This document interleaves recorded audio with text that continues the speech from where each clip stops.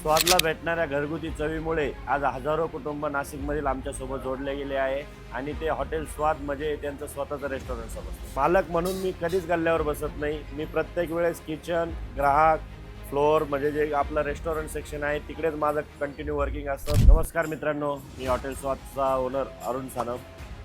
आपलं एक छोटंसं रेस्टॉरंट आपण विंचूर येथे सुरू केलं होतं. त्या छोट्याशा रेस्टॉरंटचं आज एक मोठ्या स्वरूपात आपण नाशिकमध्ये काम करतोय.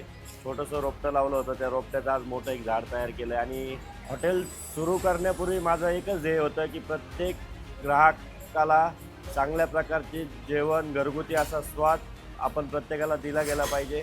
आणि त्यामुळेच मी स्वतः पूर्ण वेळ किचनमध्ये उभं राहून सगळं प्रिपरेशन वगैरे प्रत्येक बारीक सारीक गोष्टीकडे माझं स्वतः लक्ष असतं. तेव्हा एक छोटीशी सुरुवात केली होती, तेव्हा अनेक अडचणींना मला सामोरे जावं लागले. फुल टाईम देऊन स्वतः सगळे मसाले वगैरे कसे काय तयार करायचे सगळं स्वतः तयार करून आज सगळ्या गोष्टींमध्ये आपण एक घरगुती स्वाद नाशिककरांना देत आहोत. सुरुवात छोटी होती, पण क्वालिटीवर एवढा विश्वास होता की नाशिकमधील एक एक कुटुंब आमच्यासोबत जोडलं गेलं. स्वतः माउथ पब्लिसिटी करून दुसरे अनेक कुटुंब आमच्यासोबत जोडले गेले.